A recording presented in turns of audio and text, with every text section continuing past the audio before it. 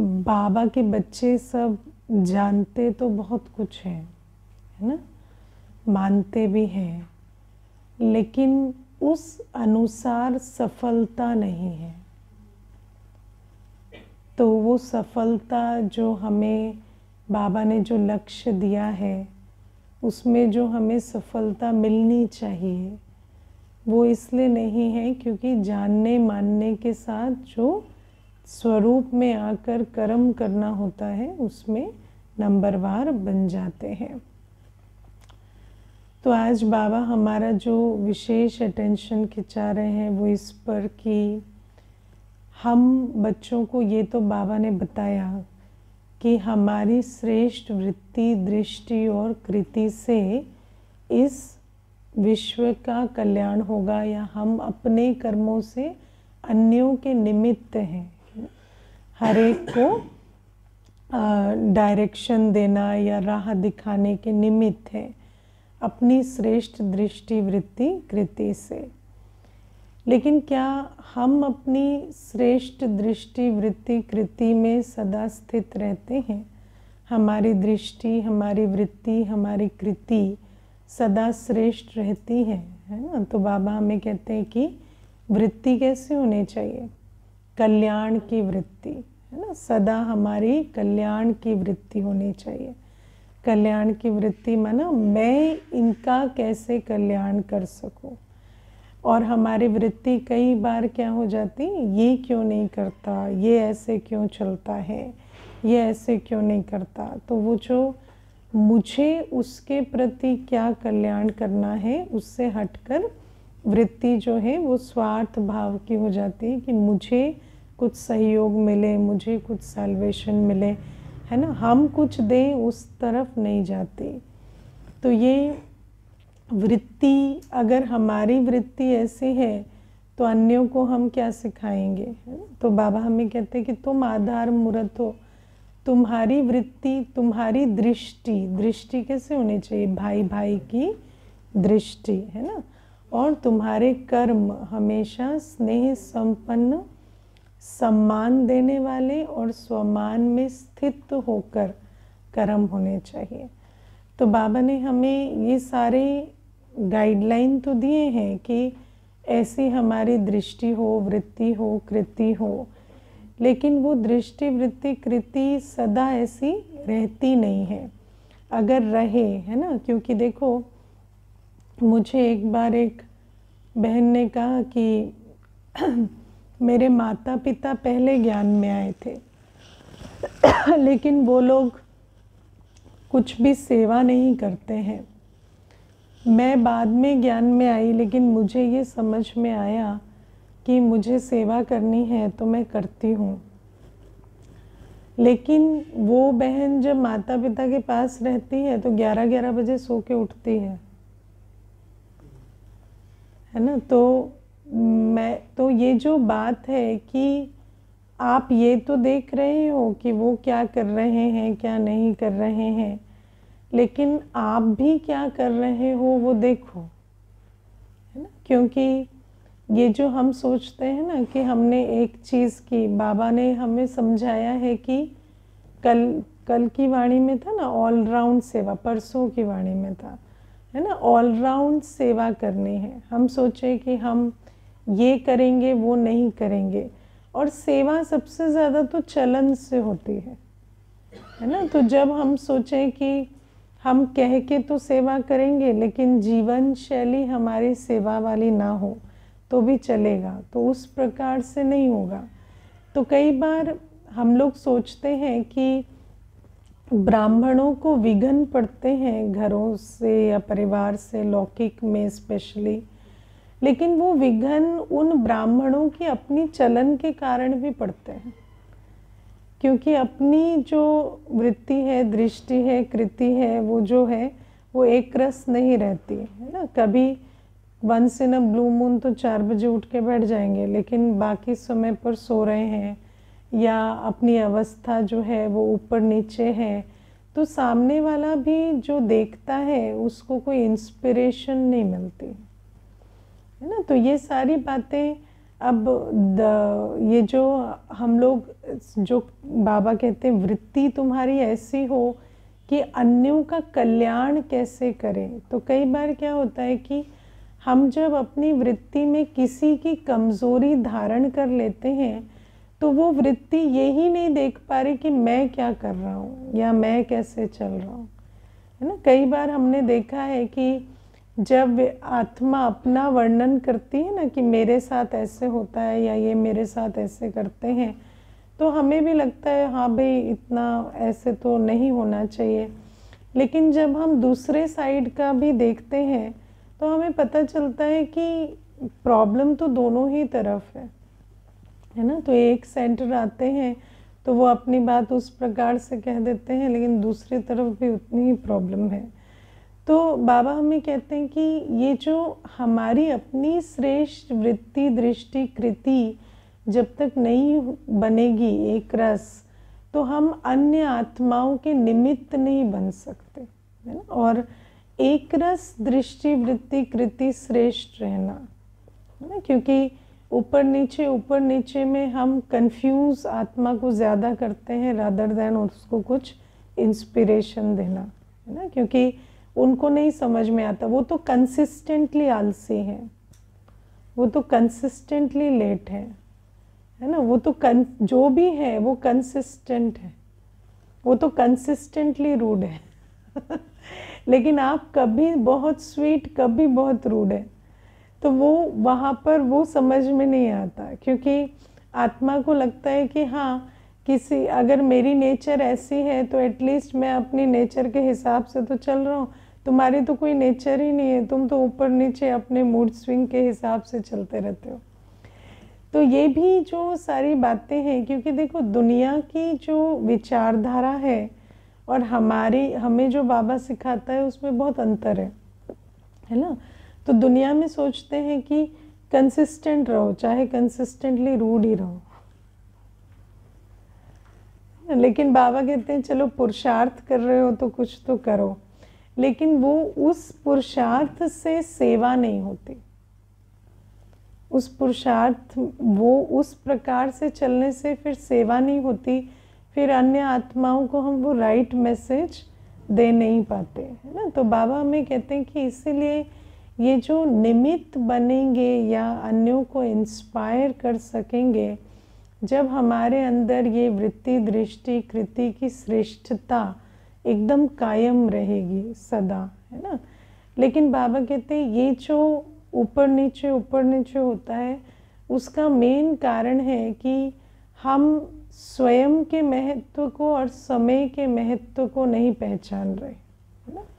स्वयं के महत्व को जानना, समय के महत्व को जानना मतलब हम भूल जाते हैं। जैसे बाबा हमें कहते हैं कि तुम्हें पता तो है, स्मृति में तो रहता है, तुम जानते तो हो, मानते भी हो कि हमारी दिव्यता क्या है या उच्चता क्या है या हमारे स्वमान कितने ऊंचे हैं। बाबा कहते हैं 1 मिनट में लिस्ट भी बहुत लंबी बना लेते हो अपने स्वमानों की, लेकिन भूल जाते हो अपनी पोजीशन को।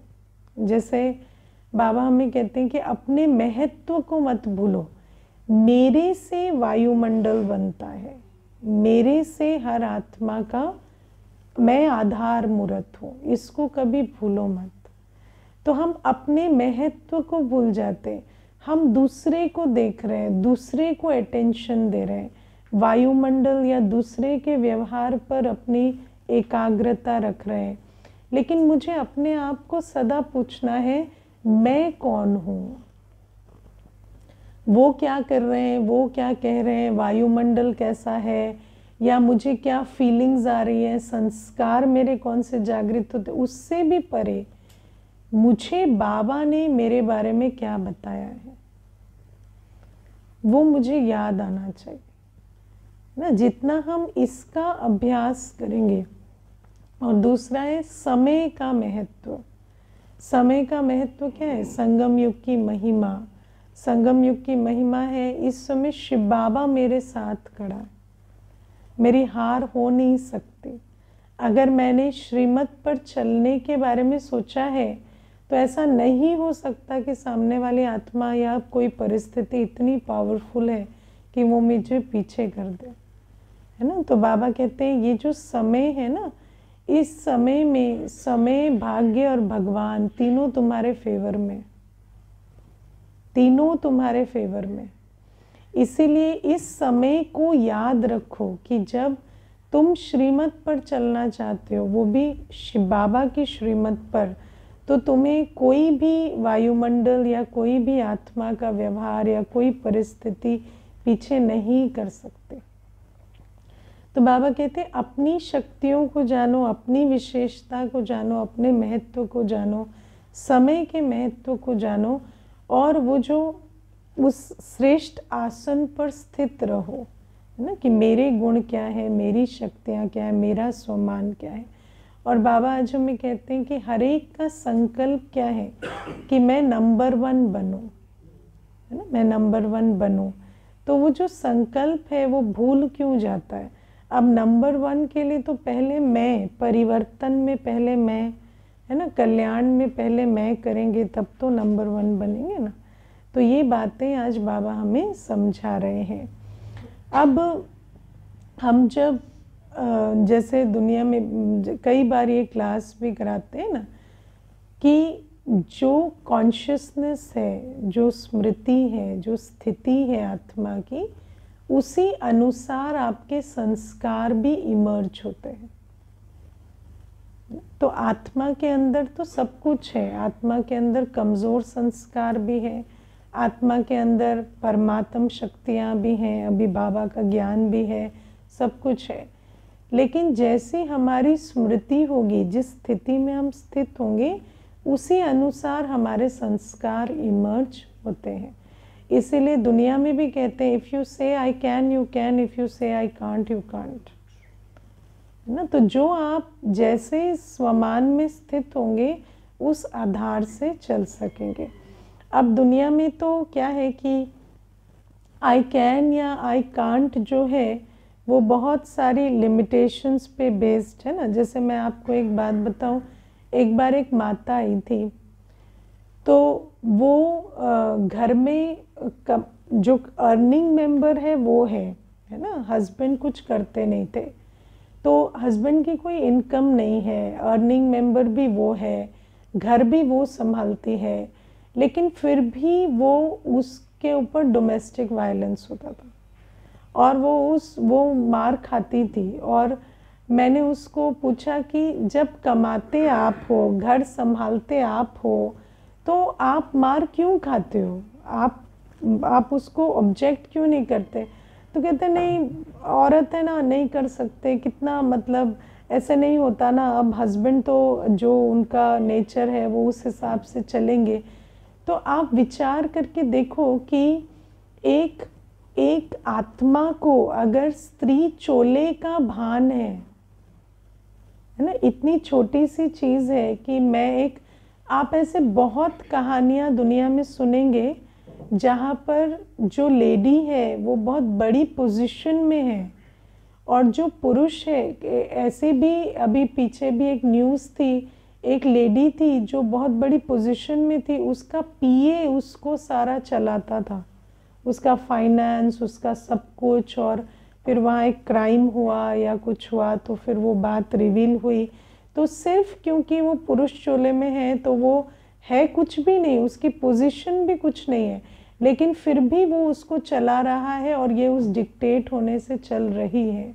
तो आप विचार करो, ये जो मैं स्त्री हूँ या पुरुष हूँ, इसका भान भी अगर पक्का हो जाता है तो आपको समझ नहीं आता कि आपके अंदर भी सामना करने की शक्ति है या ना कहने की शक्ति है, या आप उस चीज़ को ऑब्जेक्ट कर सकते हैं।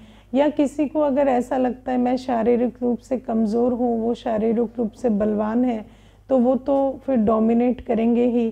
तो वो शरीर के आधार से या पद के आधार से कि मैं छोटा हूँ तो डोमिनेट होऊंगा ही, इस प्रकार से ये जो मानसिकताएं हैं, जो अंदर कंडीशनिंग है वो चलती है, तो कितना शोषण भी समाज में होता है ना। तो इसीलिए आप सोचो कि देखो, मुझे एक बहन कहती थी कि मैं जब जिस परिवार में पली बड़ी, तो मैं मामा जी के यहाँ रही, मैं नानी और मामा लोगों के यहाँ रही, तो मुझे वहाँ पर ना जैसे सेकंड रेट सिटीज़न की तरह, उनके बच्चे, अपने बच्चे जो थे वो इम्पोर्टेंट है और मैं सेकंड रेट हूँ, तो उस तरह से मुझे हमेशा ट्रीट किया गया। नाउ शी इज़ 35, तो अभी इस उम्र में वो बता रही थी कि हमें हमेशा सेकंड रेट, जैसे सब खा लेंगे तो मुझे अलाउड है कि मैं खाऊं, या मुझे देखना पड़ता था कि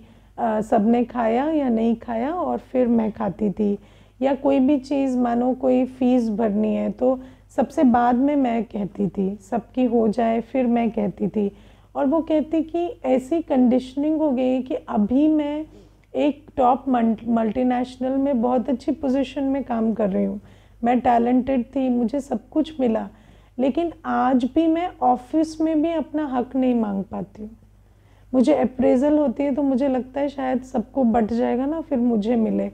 तो कुछ ऐसा सा है कि मैं अपने आप को डिज़र्विंग कह के आगे रख ही नहीं पाती हूँ। तो मुझे कहती कि मुझे एक साइकोलॉजिस्ट ने ये बात पॉइंट आउट की कि आपके अंदर ये प्रॉब्लम है, तब मैं यहाँ पर आई हूँ। एंड दे सेड कि हमारे पास तो मेडिसिन्स का ही या इस प्रकार ही है, या काउंसलिंग आप कर सकते हैं, लेकिन मुझे किसी ने कहा कि आप ब्रह्मा कुमारीज जाओ, तो मैं फिर यहाँ आई हूँ समझने के लिए कि क्या है।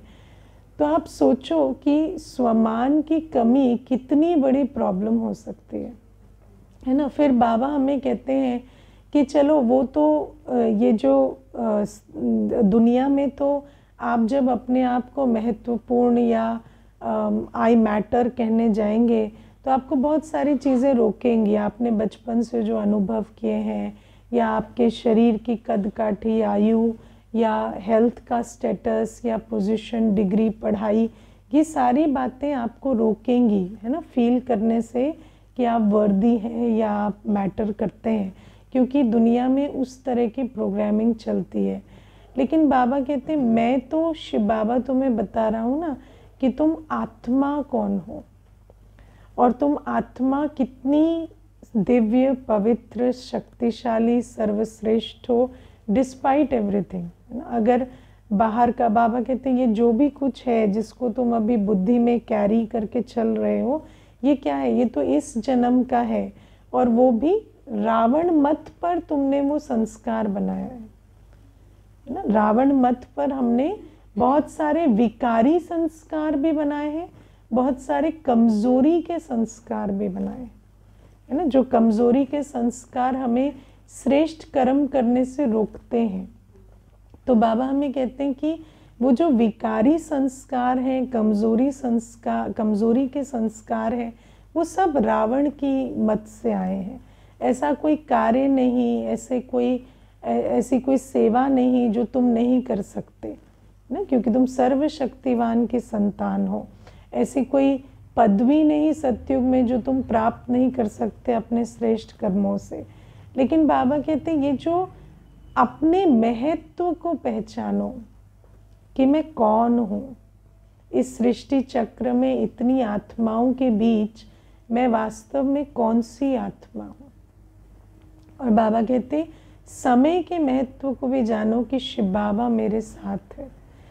और जहाँ शुभ इच्छाएं हैं, जहाँ बाबा ने उस दिन कहा ना जो शुद्ध लोभ है ना, तो ऐसे जहाँ श्रेष्ठ भावना है, श्रेष्ठ इच्छा है कि अपने गुणों में स्थित रह सकूं, शक्तियों में स्थित रह सकूं, विश्व कल्याण कर सकूं, तो इस संगम युग में ऐसी मेरी कोई श्रेष्ठ इच्छा नहीं है जो पूरी नहीं हो सकती, है ना। अशुद्ध इच्छाएं, जैसे रावण अशुद्ध इच्छाएं पूरी करने की जिम्मेवारी लेते हैं, है ना। दुनिया में भी कहते हैं कि you think of it you will have it, है ना। तो दुनिया में भी जैसे रावण ने जिम्मेवारी ली हुई है कि कोई मनुष्य कितनी भी अशुद्ध इच्छा रखता है तो वो पूरी होती है ना। और दुनिया में अशुद्ध इच्छाएं रखने की पढ़ाई भी रावण कराता है ना। आप कोई ना कोई आपको मिलता है जो आपको ऐसी अशुद्ध इच्छाएं रखना सिखाता है। तो बाबा हमें कहते हैं ऐसे ही मैंने जिम्मेवारी ली है तुम्हारी शुद्ध और शुभ इच्छाएं पूरी करने की। तो इस समय के महत्व को समझो कि ऐसा नहीं हो सकता कि मैं हिम्मत का कदम बढ़ाऊं और मुझे बाबा मदद ना करे। और इस आधार से अपने वो जो दृष्टि वृत्ति कृति को सदा श्रेष्ठ हमें बनाना है ना।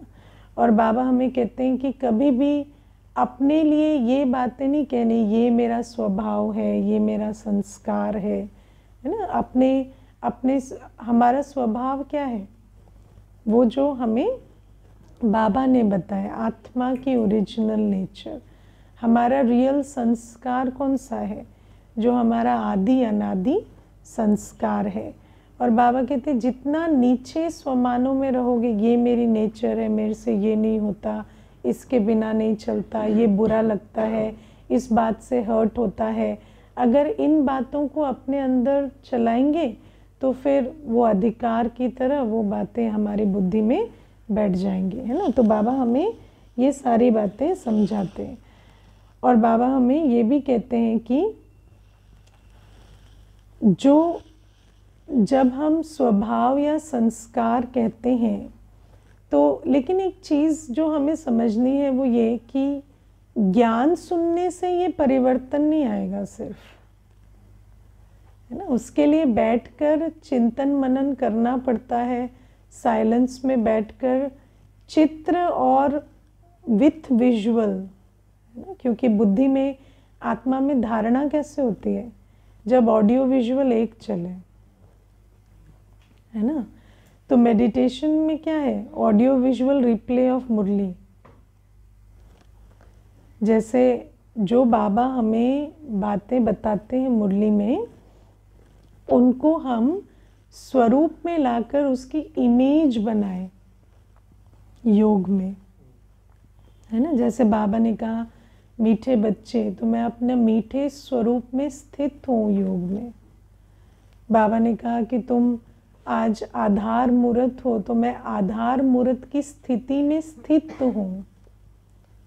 हालांकि अगर आप मुरली भी ध्यान से सुनते हैं और साथ साथ स्थित भी होते जाते हैं तो थोड़ा बहुत योग उस समय भी हो सकता है, लेकिन वैसे भी कोई स्वमान लेकर कोई स्थिति में स्थित होना, है ना। और योग भी करते हैं, है ना। तो बाबा हमें कहते हैं कि योग में भी कई बार क्या करते हैं, कई ऐसे हैं जो योग कर रहे हैं, योग में बैठे हैं, अमृत वेला उठे हैं, लेकिन कोई प्लान नहीं है,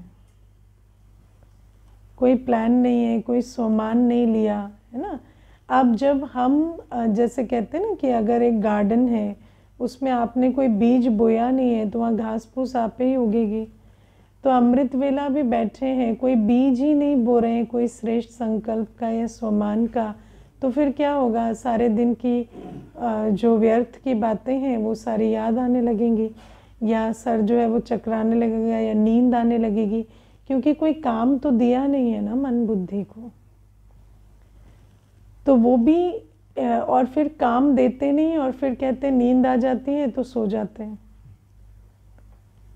है ना। तो ऐसे तो फिर प्रगति कैसे होगी। जो समय है रचना का, बाबा हमें कहते हैं कि अमृत वेले अगर पटरी पे बिठाएंगे मन बुद्धि को, तब तो वो सारे दिन ट्रेन ठीक चलेगी। अब मन बुद्धि को स्वमान में स्थित करने का वो लक्ष्य रखते हैं अमृत वेला। हाँ, अभी पूछूंगी भी नहीं अमृत वेला किस किस का होता है या कौन उठते हैं, है ना। तो क्योंकि है ना बुरा लगता है खुद को भी देख के, तो अमृत वेले अगर उठेंगे ही नहीं, या उठेंगे भी और अगर स्वमान में स्थित होकर बैठेंगे नहीं, तो सारे दिन कितना भी सोचेंगे कि मैं रिएक्ट ना करूं या मैं बहुत अच्छी स्थिति में रहूं। फिर मैं आपको एक चीज़ और बताऊं, कई बार ना हम अपने आप को जान भी नहीं पाते। एक माता है, उसको ना जैसे कहीं पे भी मिलेगी ना तो बहुत ज्ञान सुनाती है। जैसे ज्ञानियों को ज्ञान सुनाने की आदत होती है ना किसी किसी को, आप ऐसे करो, आप में ये प्रॉब्लम है, आप ये ठीक नहीं करते, थोड़ा स्वमान में रहना चाहिए, थोड़ा ऐसे रहना चाहिए।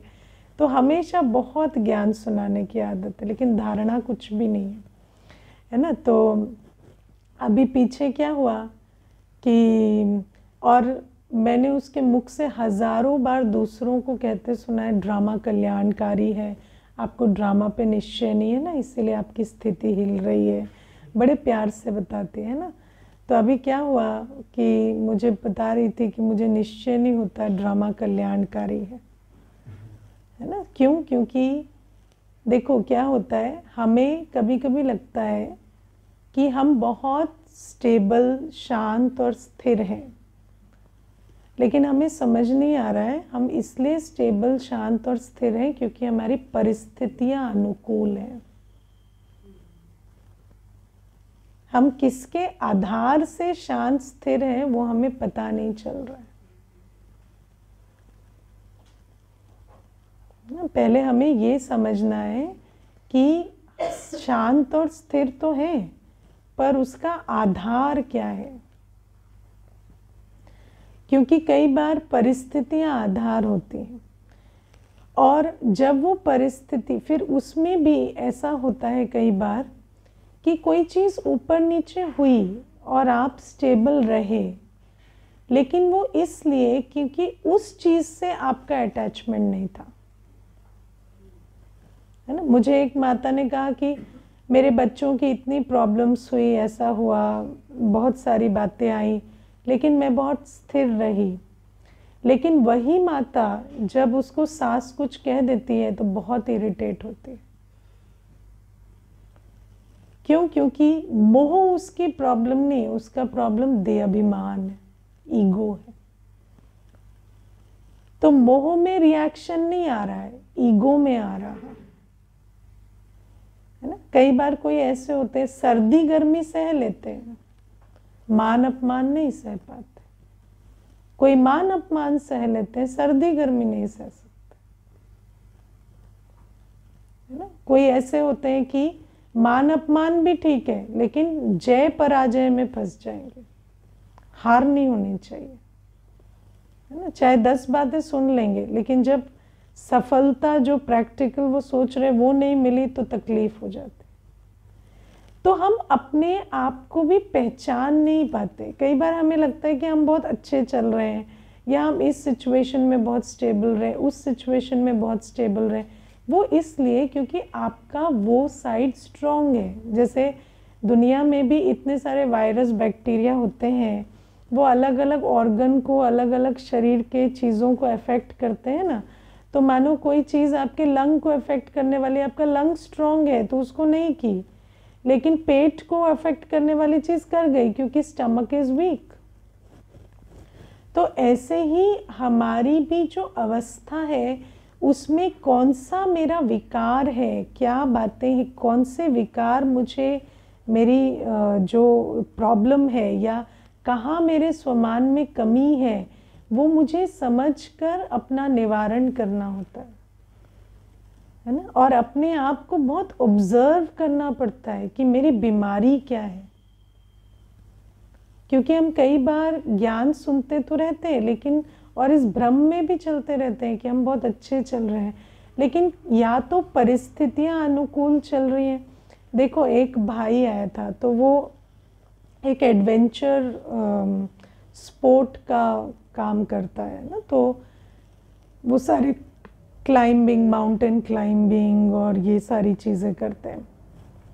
तो उसने मुझे कहा कि मैंने बहुत डेथ्स देखी हैं जब हम क्लाइंबिंग करते हैं, और सामने सामने मैंने लोगों को मरते देखा है, और रिलेशनशिप में भी मैंने बहुत सारे स्ट्रगल्स देखे हैं। तो मुझे ये जो रिलेशनशिप में स्ट्रॉन्ग रहना या मृत्यु या ये चीज़ें कोई अफेक्ट नहीं करती, और फिज़िकल वेदर भी, क्योंकि हम एवरेस्ट तक क्लाइंब कर चुके हैं तो हमें कोई फिज़िकल वेदर की उससे भी कुछ नहीं होता। तो मुझे ऐसा लगता है कि ये जो मेंटल स्ट्रेंथ वाली बात है, तो मेंटल स्ट्रेंथ तो या स्पिरिचुअल स्ट्रेंथ मेरे में है। तो मैंने उसको कहा जब कोविड आया और आपका काम धंधा बंद हो गया तब क्या हुआ? जब आप पहाड़ चढ़ नहीं पा रहे थे तब क्या हुआ? जब आप मानो पैसा नहीं आ रहा है वो भी झेल जाएंगे, लेकिन जिस चीज़ को आप समझते हो कि मुझे क्लाइंबिंग करनी है वो नहीं कर पा रहे हैं, तब क्या हुआ? तो बोले हाँ, तब तो मुझे बहुत डिस्टर्बेंस हुई थी।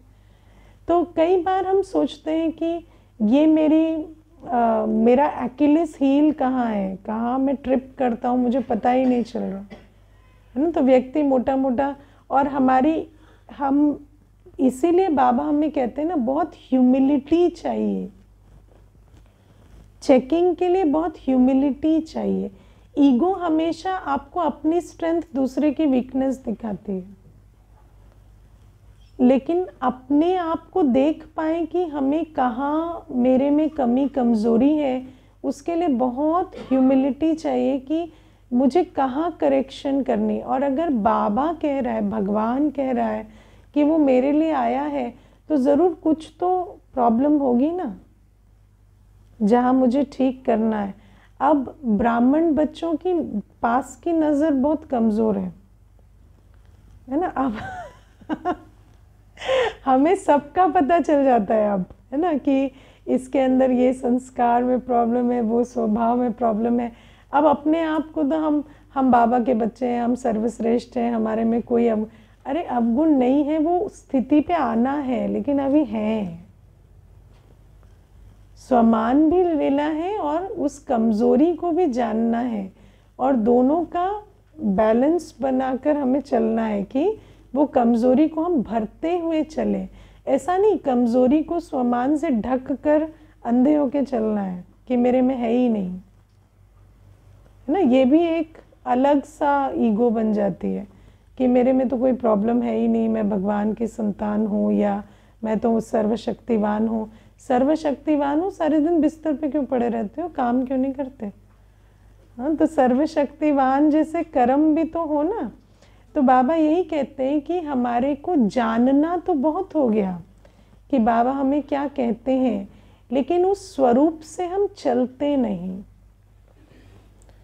और उस स्वरूप से ना चलने का कारण एक ये होता है कि हम अपने स्वमान में स्थित नहीं होते, अपने महत्व को भी नहीं जानते कि मैं नहीं करूँगा तो विश्व परिवर्तन नहीं होगा। और विश्व परिवर्तन बैठकर सोचने से नहीं होगा मैं महान हूँ। विश्व परिवर्तन होगा जब हम उस महानता में स्थित होके सारे दिन श्रेष्ठ वृत्ति दृष्टि कृति को धारण कर कर्म करेंगे। विश्व परिवर्तन इज अ लेबोरियस प्रोसेस। विश्व परिवर्तन ऐसे आराम से नहीं होगा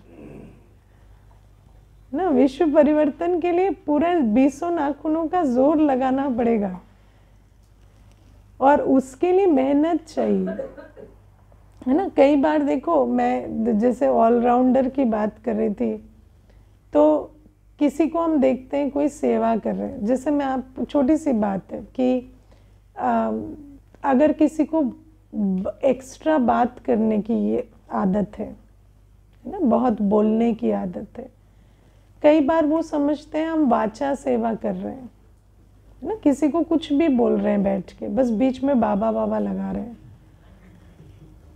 सिर्फ बीच में बाबा बाबा आ रहा है, बाकी कुछ भी बोल रहे हैं किसी को, है ना।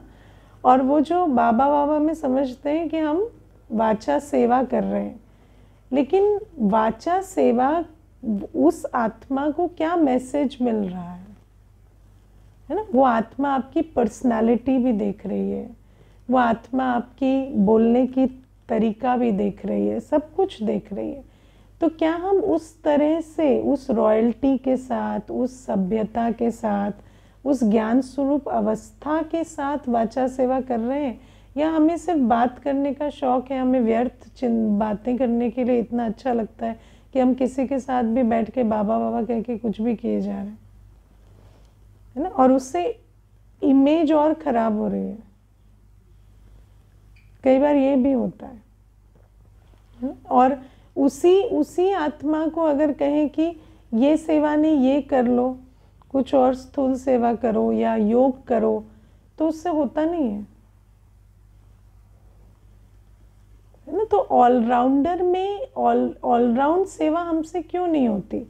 सेवा तो हम बाबा के प्यार में करते हैं ना, बाबा की शक्ति से करते हैं, बाबा की श्रीमत पर करते हैं, तो उसमें क्या प्रेफरेंस है? और अगर प्रेफरेंस है तो वो सेवा हम दे अभिमान से कर रहे हैं, क्योंकि मुझे अच्छा लगता है, क्योंकि मैं समझता हूँ मेरे में वो विशेषता है, इसलिए कर रहे हैं। अगर हम कहते हैं मेरे से ये नहीं होगा वो होगा, तो इसका मतलब वो जो कर रहा हूँ मैं कर रहा हूँ, बाबा नहीं कर रहा है। और अगर बाबा कर रहा है तो ये क्यों नहीं होगा और वो क्यों होगा? सब होगा। जब बाबा करा रहा है तो सब कुछ कराएगा ना, बाबा क्यों नहीं करा सकता? है ना? तो ये सब हमें चेक करना होता है कि हमारे अंदर कहाँ कहाँ देहाभिमान है, कहाँ कमी है, कहाँ कमजोरी है, किस आधार से हम चल रहे हैं। ये जो हमें लगता है कि हमारी प्रोग्रेस हो रही है, क्या वो परिस्थितियों के आधार से? कई तो ऐसे होते हैं 15 साल के बाद बताते हैं कि हमारे बिजनेस में ऊपर नीचे हुआ तो फिर हमें बहुत झटका लगा। तो इसका मतलब आप भौतिक सफलता के आधार से बाबा के बने हुए हैं, क्योंकि सफलता मिल रही थी तो आपको लगा बाबा है।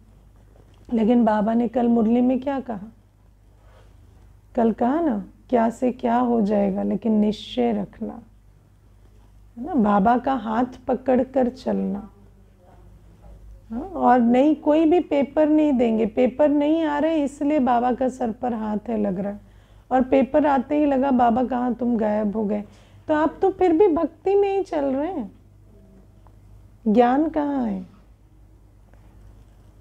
तो बाबा हमें कहते हैं कि मैं तो तुम्हें आधार मूर्त बनाया हूँ, तुम अपने महत्व को ही नहीं जान पा रहे हो, समय के महत्व को नहीं जान पा रहे, समय कैसे बीता जा रहा है ना। और अपने अंदर जो बाबा हमें कहते हैं तुम कर सकते हो, ऐसे तन मन धन वाचा कर्मणा मनसा ऐसी कोई सेवा नहीं, या ऐसा कोई पुरुषार्थ नहीं, श्रीमत की ऐसी कोई बात नहीं जिस पर तुम नहीं चल सकते।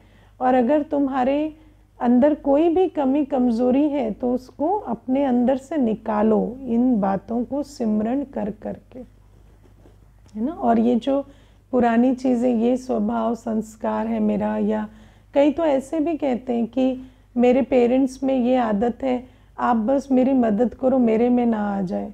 अरे आप तो आह्वान कर करके बुला रहे हो, हम कहाँ से मदद करके निकाल दें? आप तो दिन में 3 बार मुझे बोल चुके, मुझे भी आपको देख के संकल्प आने लगे ये पेरेंट्स जैसे ना हो जाए। हाँ, तो पहले तो मुझे अपने बारे में कुछ अच्छी बातें बताओ ना। मेरी भी स्मृति बदल चुके हो। कल मैं आपको आत्मा देख रही थी, आज मुझे आपके पिताजी आपके साथ खड़े नजर आते। सारे दिन मेरे पिताजी में ये है, मेरे में ना आ जाए, मेरे में ना आ जाए, हमें भी कंबाइंड इमेज दिखाई देने लगी, है ना। तो ऐसे थोड़ी, ऐसे तो इस प्रकार से चलेंगे। माता पिता में ये बीमारी थी, मुझे ना हो जाए, ये संस्कार है, मुझे ना हो जाए, उनको ओल्ड एज में वो ऐसे डिमेंशिया में चले गए या ऐसे ये इलनेस में चले गए तो हम ना चले जाएं। अपना स्वभाव संस्कार तो छोड़ो, माता पिता के स्वभाव संस्कारों को भी लेकर इतनी घबराहट, इतना सारे संकल्प क्रिएट कर लेते हैं। और बाबा कहते वो जो परम पिता रोज आके पढ़ा रहा है उसके संस्कारों को अपना नहीं कहते, क्योंकि भक्ति में सुना है ना, वो तो भगवान है, हम और वो कहाँ एक जैसे। तो बाबा हमें ये जो पहला चैप्टर है ना, मैं आत्मा शिव बाबा का बच्चा बाप समान, बाप का संस्कार सो मेरा संस्कार, इसको हमें अमृत वेला बहुत पक्का करना पड़ेगा। अमृत वेला हमारा एक्सपेरिमेंट एंड एक्सपीरियंस का टाइम है। हमें एक्सपीरियंस के लिए मांगना नहीं होता अमृत वेले में कि बाबा कुछ अनुभव कराओ, बाबा आज ये सैर करा दो, बाबा आज वो करा दो। हमें बाबा से ये नहीं कहना होता कि बाबा आप मुझे कुछ अनुभव कराओ।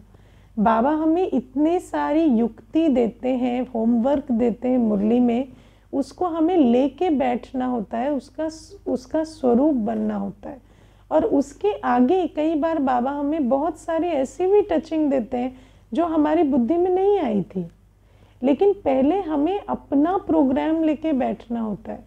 बिना प्रोग्राम के अमृत वेला करेंगे तो कैसे होगा, है ना। तो स्वमान लेकर या टारगेट लेकर कि मुझे इस स्थिति में स्थित होना है, या बाबा के इस संबंध को अनुभव करना है, या इस अवस्था को जमाना है, उस टारगेट के साथ हमें बैठना होता है। बैठते हैं ऐसे, एक टास्क है और बनेंगे हम उसी से।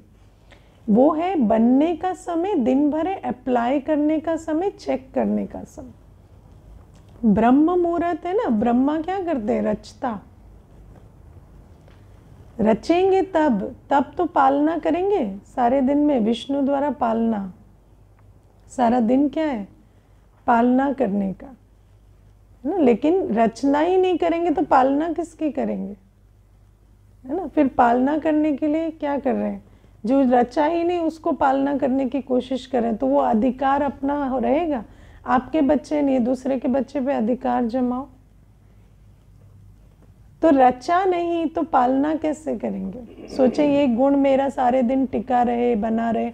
अरे जब रचा ही नहीं, उसका फाउंडेशन ही नहीं डाला, तो वो गुण रहेगा कैसे। पहले तो रचना करेंगे तब तो पालना करेंगे, वरना वो गुण, वो शक्ति हमारे अधिकार में ही नहीं है, वो संबंध का अनुभव हमारा अधिकार ही नहीं। तो बाबा हमें कहते हैं कि इतना हमें समझ कर चलना है और तब सफलता मिलेगी। जब इतना एक रस अवस्था में, अवस्था की एकाग्रता में रहे, तब जाकर हमें दृढ़ता से सफलता मिलेगी।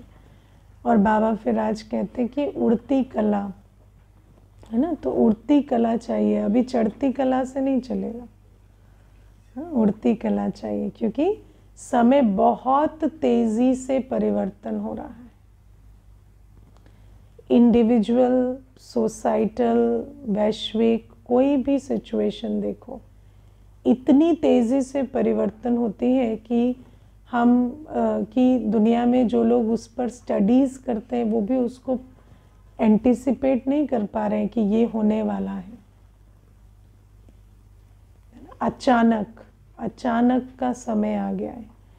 तो अचानक के लिए तैयार होने के लिए इतना तीव्र पुरुषार्थ चाहिए,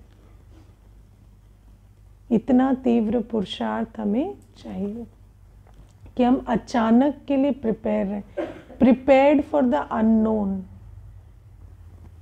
ये बहुत बड़ी प्रिपरेशन है है ना। जो नोन है उसके लिए प्रिपेयर्ड नहीं, अननोन के लिए प्रिपेयर्ड होना। तो बाबा कहते हैं उसके लिए हमें बहुत तीव्र पुरुषार्थ चाहिए। उसमें व्यवस्था की प्रिपरेशन नहीं हो सकती, उसमें सिर्फ अवस्था की प्रिपरेशन हो सकती। क्योंकि व्यवस्था तो आप बिना लॉजिस्टिक्स के तो पता ही कैसे चलेगा कि क्या व्यवस्था बनानी है ना। मुझे एक बार एक भाई ने कहा कि 6 महीने का राशन रखते हैं सभी, बाबा ने कहा है, तो मैं 1 साल का रखता हूँ, क्योंकि पता चला कि 1 साल की परिस्थिति आ गई तो मैंने कहा हाँ, पर अगर 1 साल से ज़्यादा की आ गई तो। फिर वो इतना टेंशन में आ गया। उसने 1 साल के आगे नहीं सोचा था, उसने सोचा कि 6 महीने से 1 साल तक की तो आ सकती है, पर 1 साल से आगे नहीं जा सकते। तो मैंने कहा अब आप 10 साल का राशन रख सकते हैं क्या, 10 साल का राशन। हाँ, तो फिर वो तो नहीं कर सकते ना, वो प्रिपरेशन नहीं है अंत की। अंत की प्रिपरेशन, हाँ, बाबा ने हमें कहा 6 महीने, तो हम 6 महीने चलते हैं, ये श्रीमत के प्रमाण। बाकी 6 महीने में भी, है ना, अगर गैस सप्लाई बंद हो गई और आपने सिर्फ दाल चावल रखे हैं तो उसको खाएंगे क्या। तो क्या रख रहे हैं उसमें तो फिर अक्ल लगानी पड़ेगी ना।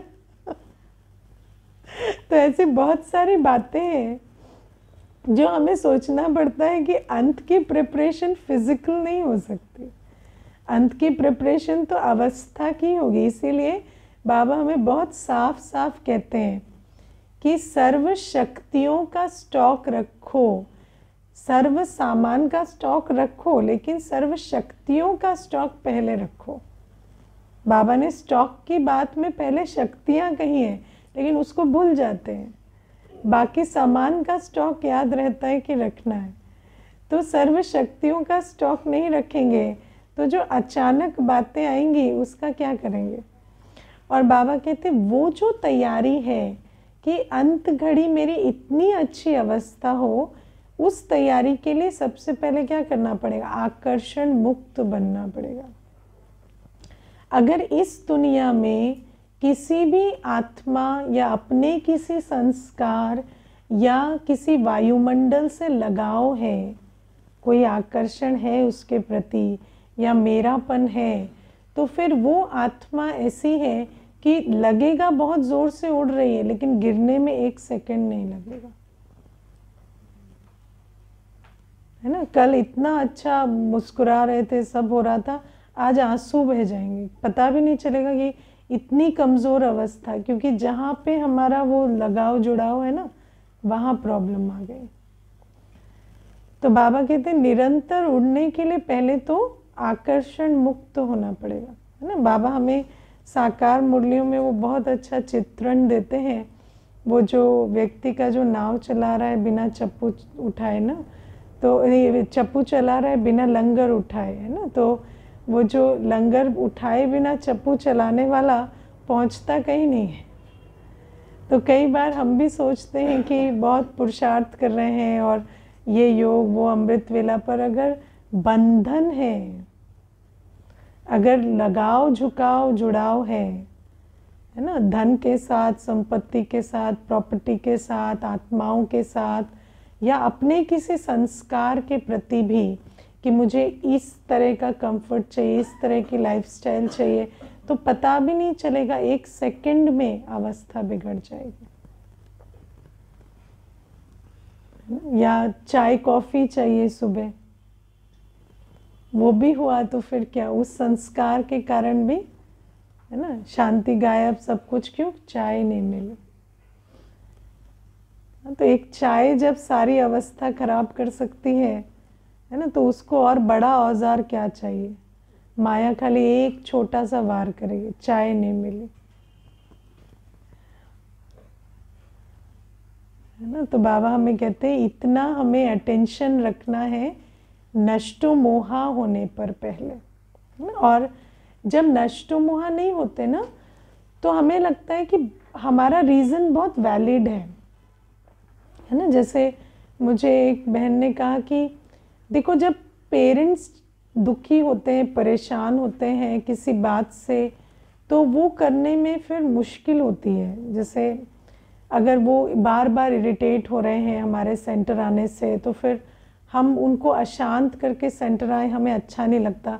तो मैंने कहा वैसे कौन से वो बहुत शांति देव अवस्था में रहते हैं। आप सेंटर आए ना आए, उन्होंने अपनी जीवन का चुनाव किया है कि वो अशांत रहेंगे, तो वो अशांत ही रहेंगे। लेकिन आपके अंदर मोह है, तो आपको लगता है कि मेरे यहाँ रहने से शांत रहेंगे। ये आपका मोह है, उनकी शांति या अशांति की प्रॉब्लम नहीं है ना। उनकी शांति अशांति इस बात से चेंज नहीं होगी, लेकिन ये जो मोह होता है ना, ये हमें बार बार कहता है कि मैं कुछ तो कर लूँ, कुछ तो उस आत्मा के लिए। श्रीमत का उल्लंघन हो रहा है वो नहीं दिखेगा उसको।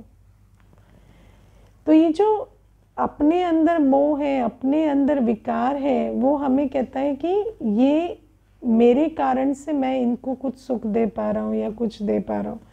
लेकिन बाबा कहते हैं ऐसा कुछ भी नहीं है, लेकिन वो कारण हमें बनेगा।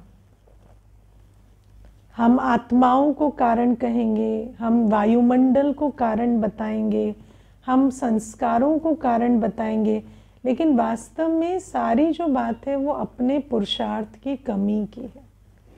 और जितना पुरुषार्थ बढ़ेगा, जितना बाबा के साथ योग होगा, जितना संबंध बनेगा, उतना न्यारी अवस्था होगी, और सब यहाँ भी लगने लगेगा कि हाँ, हम सब चीज़ों के बावजूद उड़ती कला में हैं। ठीक है। तो डबल लाइट, कोई भी बात ऐसी ना हो जो हमें नीचे ला सके। ओके, ओम शांति।